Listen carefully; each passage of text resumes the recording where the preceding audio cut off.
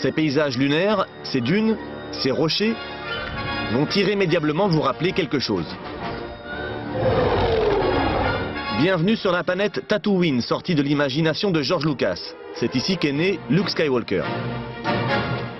Ces décors, restés intacts, ont servi au tournage de la trilogie Star Wars.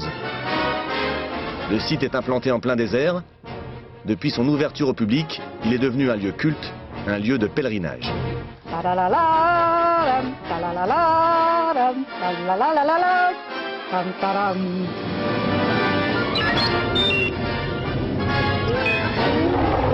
Ça fait comme un enfant qui joue avec ses jouets et qui se trouve impliqué dans la réalité de Star Wars.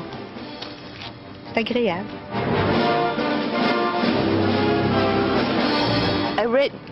J'ai lu dans tous les guides touristiques que le film avait été tourné ici. Mais je ne m'attendais pas à ce que ce soit aussi grandiose. C'est génial. Des fans comme ça, il en existe des milliers partout dans le monde. La trilogie Star Wars a été vue par 2 milliards de spectateurs, c'est le plus gros succès de l'histoire du cinéma. Les fans de la série savent que la Tunisie est le seul endroit au monde qui témoigne du tournage de Star Wars. Le film a donc boosté économiquement la région aride et hostile du Chott El Garsa. Vous savez, tout ce site est classé par le ministère. Il est protégé et sécurisé. Ça veut dire qu'on considère que c'est un lieu touristique privilégié. C'est le nouveau tourisme du désert, grâce à la guerre des étoiles.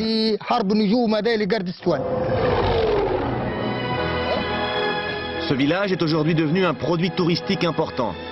Les 4x4 déversent chaque soir des dizaines de touristes venus assister au coucher de soleil sur la planète Tatooine.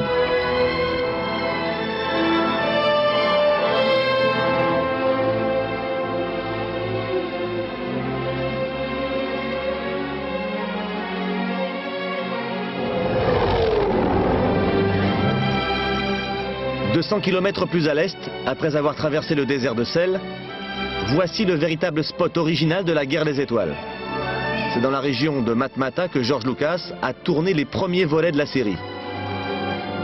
Les outils, la lumière, les costumes, les habitations troglodytes, l'univers que Lucas crée dans son film, ce n'est ni plus ni moins que le sud tunisien. Authentique, inchangé depuis des années. Les vrais habitants de Tatooine, ce sont eux.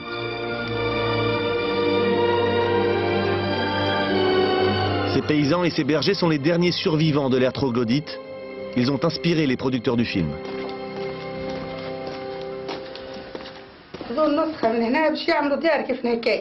Il y a longtemps, des gens sont venus ici. Ils ont fait des dessins de la maison, ils ont pris des photos.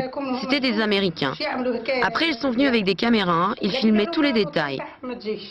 Il paraît qu'ils ont tout copié sur nous. Et moi, le film, je ne l'ai pas vu. J'en ai juste entendu parler. Aïcha est l'une des dernières femmes de Matmata à vivre dans des troglodytes. Immortalisées par le film, ces maisons d'architecture saharienne creusées à même la terre sont ainsi devenues des lieux cultes. Le plus réputé est l'hôtel Sidi Driss. C'est ici en décor naturel que le premier Star Wars a été tourné il y a 25 ans. L'hôtel a conservé les quelques décors et en a fait son business.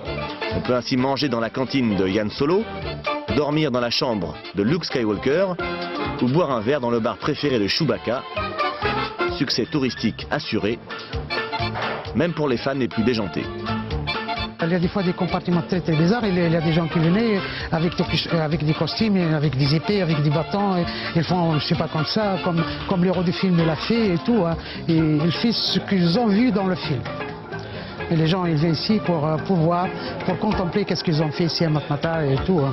Et nous, on est très fiers que le film est tourné ici à Matmata, c'est quelque chose pour nous.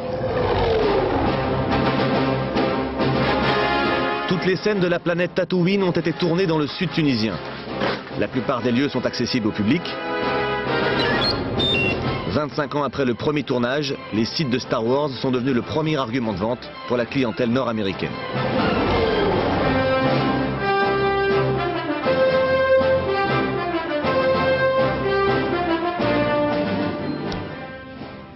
Montage 20